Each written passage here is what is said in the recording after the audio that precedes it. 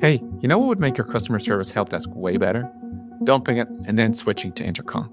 But you're not quite ready to make that change. We get it. That's why Finn, the world's leading AI customer service agent, is now available on every help desk. Finn can instantly resolve up to 80% of your tickets, which makes your customers happier and gets you off the customer service rep hiring treadmill. Finn by Intercom, the leading customer service AI agent, now available on every help desk. On today's Smart 7, Trump calls Putin on Ukraine, Macron criticises Riviera plan for Gaza, and much more. It's Thursday, 13th of February, it's World Radio Day, and happy birthday, Robbie Williams. The Smart 7. It's news, but not the news.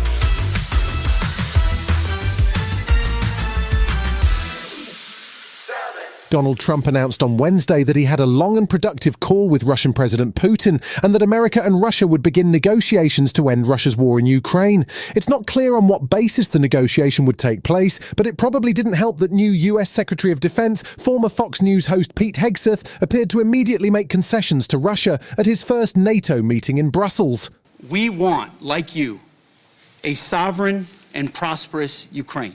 But we must start by recognizing that returning to Ukraine's pre-2014 borders is an unrealistic objective. He also ruled out Ukraine joining NATO. Ukrainian President Zelensky said late on Wednesday that he had spoken to President Trump and was sounding more optimistic about achieving what he called a real peace. US Secretary of the Treasury Scott Bessent was in Kyiv with a draft agreement around the much-discussed rare earth mineral rights, which Zelensky hopes will persuade Trump to focus on Ukraine's demands.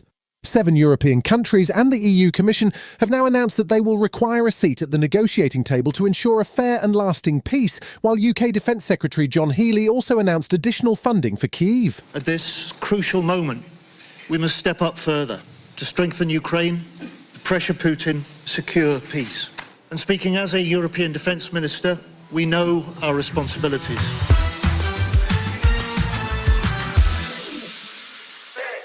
Although Wednesday saw Donald Trump focused on Ukraine, his plan to redevelop Gaza into the Riviera of the Middle East was still causing political chaos across the world.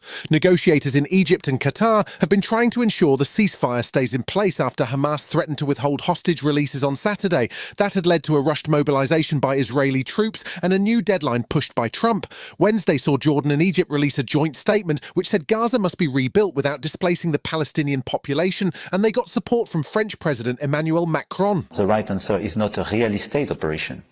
This is a political operation. Just because this is not a free land.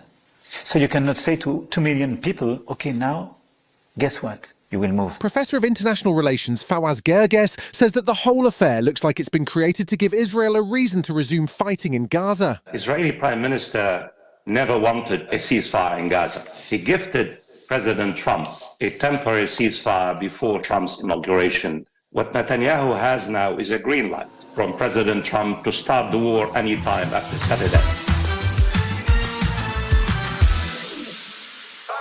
Immigration was back on the agenda at Prime Minister's Question Time on Wednesday as Tory leader Kemi Badenoch went on the attack over a Palestinian family. It appears the family were granted permission for asylum under a legal loophole which was intended to cater for Ukrainian families fleeing the war. She wanted to know if the Labour leader would appeal the decision, and he immediately responded by announcing that the Home Secretary was investigating the case and that he believed the judge's decision was wrong. Badenoch then repeated the same question, which drew a fiery response about the Tories' immigration record. They lost control of immigration. We had nearly 1 million people come into this country. Same old Tories, open borders, empty promises. Mr. Speaker, if the Prime Minister was on top of his brief, perhaps he'd be able to answer some questions.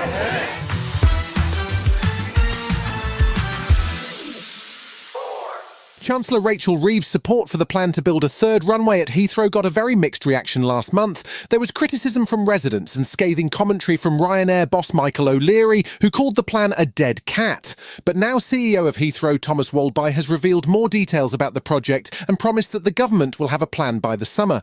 He was speaking at the announcement of what he called a once-in-a-generation investment in Heathrow, which will see the capacity of Terminals 2 and 5 increased and the airfield reconfigured to improve efficiency. He also says that the third runway can be completed without additional government support by 2035. There are no taxpayers' money needed to deliver what is agreed with government under the National Policy Statement. These are all private investments. Our ambition, together with government, is to deliver a permit by the end of this Parliament and to deliver the runway by the end of the next Parliament. Still to come on today's Smart 7, high drama Goodison and Anthony Mackie has his shield up right after this.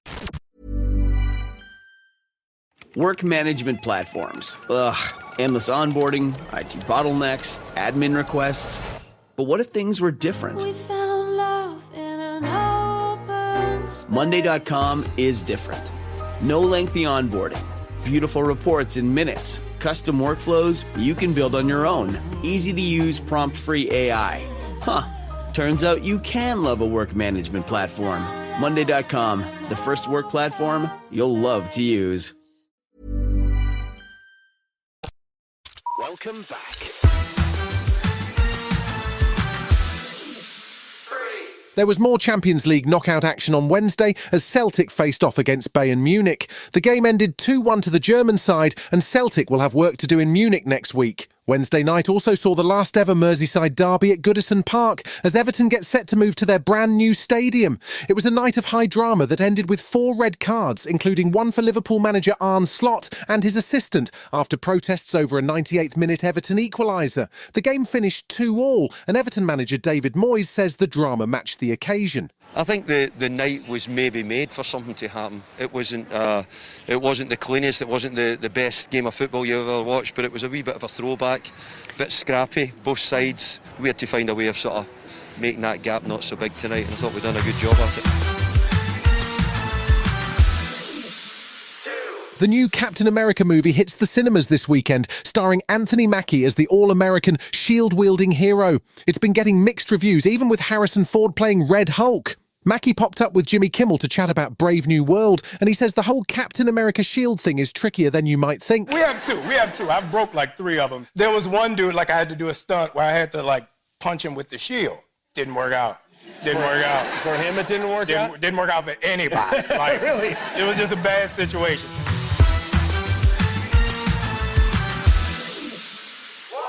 Bill Murray turns 75 this year and he seems to be in good health, a fact worth mentioning because there's a new movie on the way in which he dies. It's called The Friend, and it stars Bill alongside Naomi Watts and a Great Dane. It's based on a New York Times bestseller about a writer who is left a dog by her best friend, and we follow her struggle to adapt to a new life with both grief and a very large dog. It looks like a touching tale, and it's been getting great reviews. It hits cinemas in April.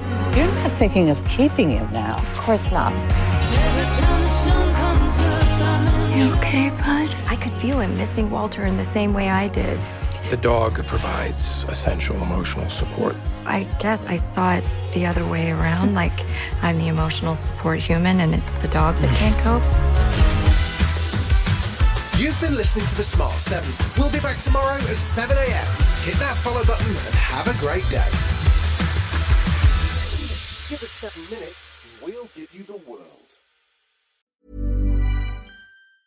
And now, a next-level moment from AT&T Business. Say you've sent out a gigantic shipment of pillows, and they need to be there in time for International Sleep Day. You've got AT&T 5G, so you're fully confident. But the vendor isn't responding, and International Sleep Day is tomorrow. Luckily, AT&T 5G lets you deal with any issues with ease, so the pillows will get delivered and everyone can sleep soundly, especially you. AT&T 5G requires a compatible plan and device. Coverage not available everywhere. Learn more at att.com/5G network.